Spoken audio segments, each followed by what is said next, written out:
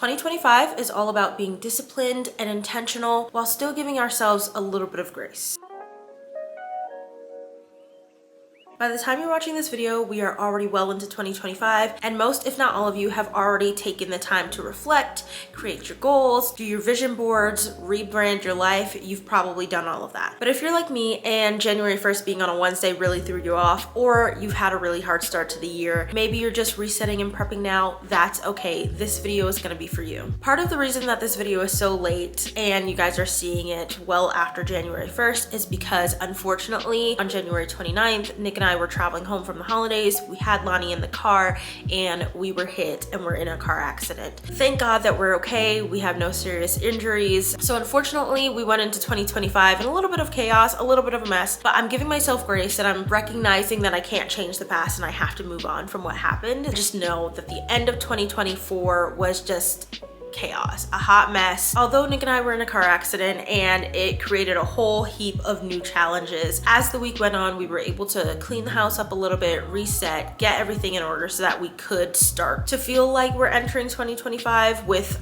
less chaos and less of a mess. And just today, I finally finished prepping for the new year. Being that I have so many new goals for 2025, and because I will be starting a discipline and wellness challenge soon, I wanted to share some of the ways that I reset and prepped for the new year and how you, at any point in this year, can do the same.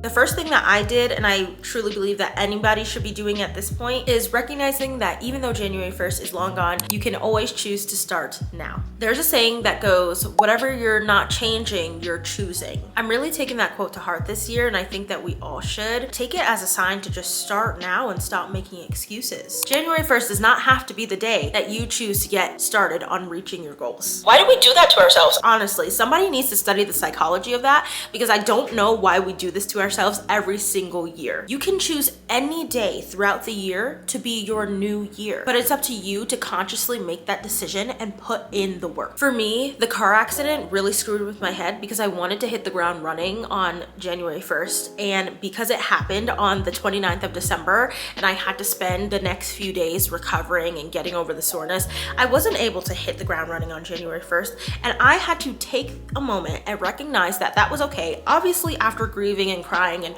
whatever else I had to do to process what actually happened, but I had to consciously say to myself, it is okay that I took a break. My body needed to rest, and that is perfectly okay and perfectly fine and actually very necessary that you did that. And I've decided to just make January 6th, which is gonna be a Monday, be my new year. The fact that it's on a Monday already puts my mindset in a new frame where I'm saying, okay, it's Monday, it's time to hit the ground running, and you already have that Monday motivation. I honestly feel like we really, as a society, have to get over this whole, oh, new year, new me, January 1st.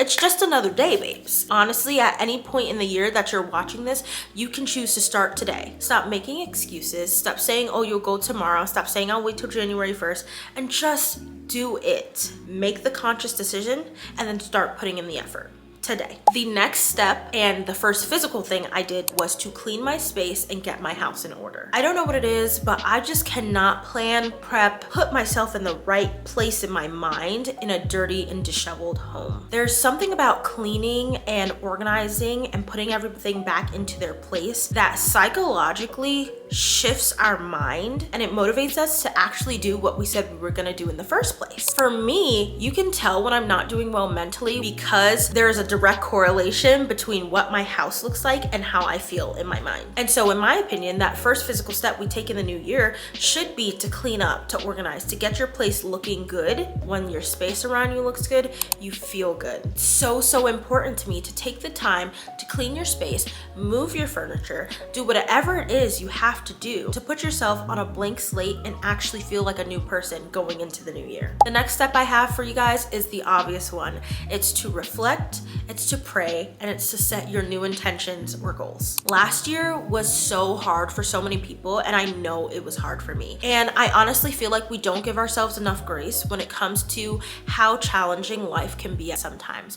We live in a society, especially in America, where everything has to look good on social media, where you have to be perceived as if everything is okay all the time, where we are such a go society and we don't give ourselves enough time to rest and to take a break. We live in such a society that puts so much pressure on us to live up to the standard that we just don't give ourselves enough grace. Grace is what the Father has given us. He doesn't put all these expectations on us. I gave myself grace by not reviewing my 2024 resolutions, and instead I took the time to reflect on how I treated myself mentally, physically, spiritually, and I also reviewed all of the opportunities, all of the accomplishments, and all of the challenges that I faced in 2024. Instead of going over my resolutions and seeing everything I definitely did not accomplish and being disappointed in myself for what I didn't do, I took the time to say, how did you treat yourself? If your mind was a garden and your words were the fertilizer, would your garden be filled with weeds or would they be filled with flowers? That hit me so hard because I had to accept the fact my garden would be filled with weeds. I was very mean to myself in 2024. I tore myself down. I didn't give myself any grace. I didn't give myself a break. I took care of everyone else before I took care of myself, and that's not what we should be doing. We are supposed to be pouring into others from a full cup. The Father is supposed to fill us. We are supposed to be filled with the fruits of the Spirit, but when you don't do that and you're pouring into everything else besides your relationship with Jesus and you're pouring into other people, you're gonna be pouring from an empty cup. You're supposed to be pouring from your overflow, girly. I challenge you guys, as you're resetting for 2025, go over what you did or didn't accomplish. Hold space for the fact that maybe if you didn't accomplish those things, maybe they weren't for you. Maybe that wasn't the path you were supposed to be on, and that's okay. I prayed and I read my Bible and I listened to what the Father said His will was for my life. I set my intentions based off of what the Father wanted for me and not what I wanted for myself. So often we make our vision boards and our goals and whatever it is based off of aesthetics and based off of what we think others think, based off of what we think will make us look cool, based off of what our goals are and not what the Father's will is for our life. And then we wonder, well, why aren't things working out for me? Why am I facing so many trials and tribulations? Girly, that's because you're walking in the way of the world instead of the way of the Father.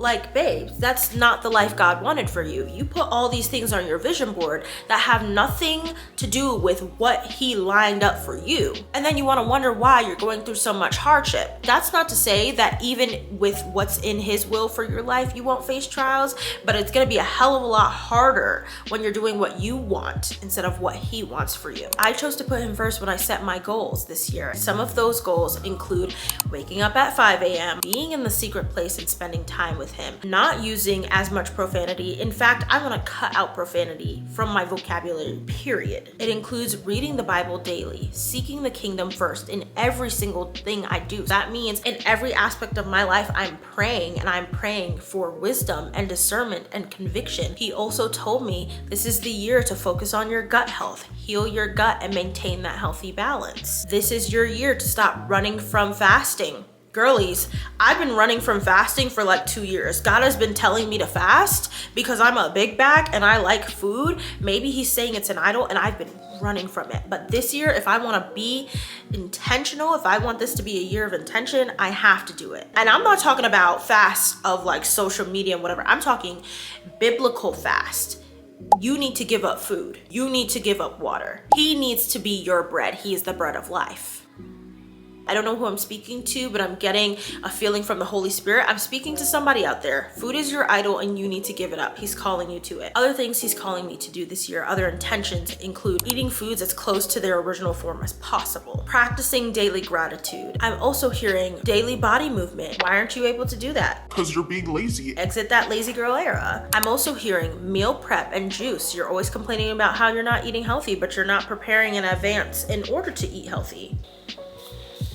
What? These are some of the goals that God has led me to set intentions for this year, and I'm really excited because I know it's coming from Him, because I actually took the time to sit down and read my Bible and pray and ask Him what He wants to do for my life. The next step also coincides with setting new intentions, and that's go ahead and create the vision board, girl. Go ahead and create the prayer board. Either one or both. I've seen girlies doing one side vision board, like on a physical board, doing one side as a vision board and one side as a prayer board. Do what works for you, but don't just do it for the aesthetics. I feel like a lot of people do it for the aesthetics instead of doing it for, I need to see what I'm working towards every single day. I have 2 more ways in which I prep prepped / reset for 2025. The next one is I gave myself a challenge. We need to start challenging ourselves to do the tough things and to not take the easy way out. I think doing a challenge to start the new year is actually genius because it puts your mind, your body, and your spirit in the right frame to be able to conquer the rest of the year. You're gonna be like, oh, that was easy peasy because I did the 75 hard. I did the Daniel fast. I did whatever it is that you're gonna challenge yourself to do. I've decided to do a 75-day wellness and discipline challenge. Now, many of you have heard of 75 hard, and I have based my challenge off of that, but I won't be completing 75 hard because I know what my body and my mind need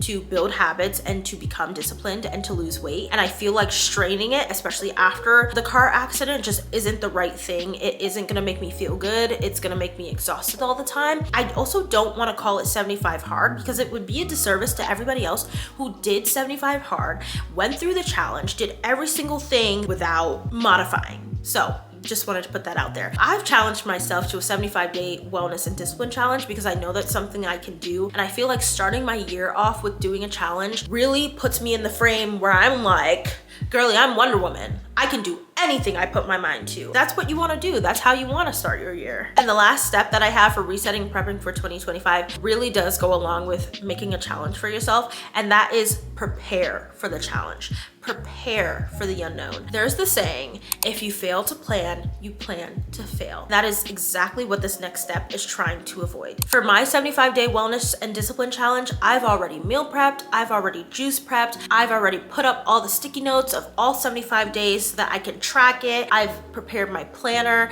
I've done whatever I need to do. Whatever it is, whatever challenge, whatever goal, whatever habit it is that you want to accomplish in 2025, you need to prepare for it. You should be prepping. You should be organizing. You should be planning ahead, or else you will fail. And maybe it's that you don't fail necessarily, but you don't get the result that you were hoping for. You don't reach it as fast as you possibly could have if you did plan. Instead of always jumping into something, it's so important to just take the extra day, take the extra minute to prep. Make the food, make the list, do whatever it is you have to do that will put you on a path of success. That's all I have for you guys. These are the steps that I took to reset and prep for 2025. I really sincerely hope that we're all able to give ourselves a little bit more grace this year, to take things slow, to do things with intention and be disciplined, but also give yourself grace. It is okay to not be okay.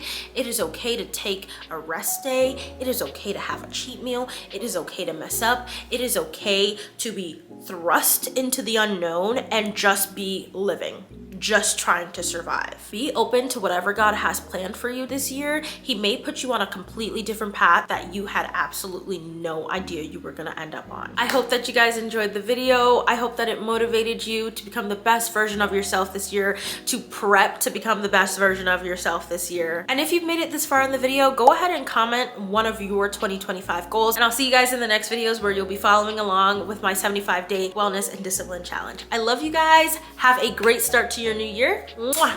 Bye.